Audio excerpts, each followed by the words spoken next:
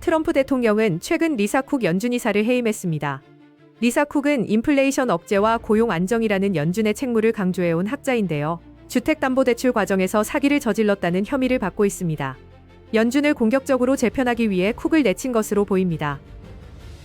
정치권은 언제나 단기적인 호황을 원하고 대통령은 선거가 다가오면 경기를 부양하고 싶어 합니다. 금리를 낮추면 소비가 늘고 주식시장과 부동산 시장이 살아납니다. 국민들은 경기 호황을 체감하고 대통령은 그 효과를 지지율로 돌려받습니다. 그러나 그 대가는 굉장히 큽니다. 인위적으로 낮춘 금리는 인플레이션을 자극하고 통화 가치를 약화시키며 금융시장의 불안을 키웁니다.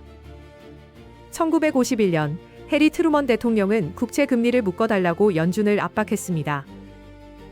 전쟁 비용을 싸게 조달하기 위해서였습니다.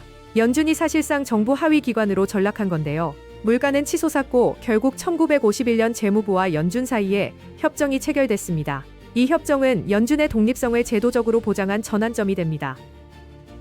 1960년대 존슨 대통령은 베트남 전쟁과 복지 정책 확대를 위해 저금리를 원했습니다. 마틴 연준 의장은 인플레이션을 막기 위해 금리 인상을 추진했습니다만 대통령은 마틴 의장을 자신의 텍사스 목장으로 불러 직접 압박합니다. 결국 금리 인상은 지연됐고 인플레이션 불씨는 1970년대까지 이어졌습니다.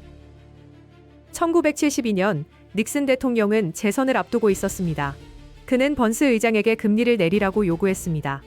번스는 대통령의 뜻을 따랐습니다. 저금리는 단기 경기 호황을 만들었지만 그 대가는 참혹했습니다. 인플레이션은 두 자릿수로 폭발했고 5일 쇼크로 경기 침체까지 겹칩니다. 세계 경제사에 기록된 스태그플레이션이 이렇게 시작됐습니다. 후임자 폴 볼커는 초고금리라는 극약 처방으로 인플레이션을 잡아야 했습니다. 아서 번스는 지금도 최악의 연준 의장으로 회자되고 있습니다.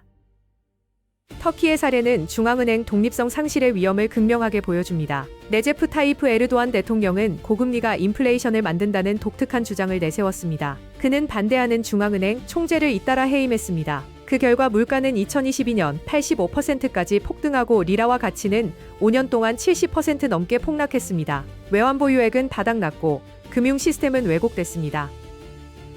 터키 정부는 예금을 달러에 연동하는 임시 조치를 도입했지만 재정 부담만 키웠습니다. 결국 중앙은행은 뒤늦게 금리를 50%까지 올리며 긴축으로 돌아섰습니다. 아르헨티나는 재정적자 보전을 위해 중앙은행의 화폐 발행을 강요했습니다. 그 결과 만성적인 인플레이션과 외환 위기가 되풀이됩니다. 1990년대까지 브라질은 대통령이 중앙은행을 흔들면서 인플레이션이 고질화됐습니다.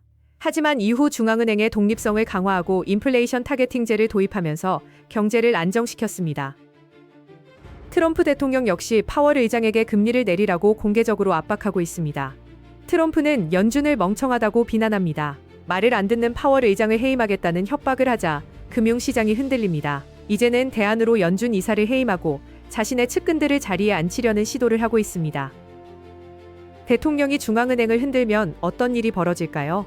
단기적으로는 경기 호황이 연출됩니다. 주가는 오르고 소비는 늘고 지지율은 높아집니다. 그러나 장기적으로는 다른 그림이 펼쳐집니다. 물가는 불안정해지고 통화 가치는 하락하며 외국 자금은 이탈합니다. 국채 금리는 급등하고 금융 시스템은 흔들립니다.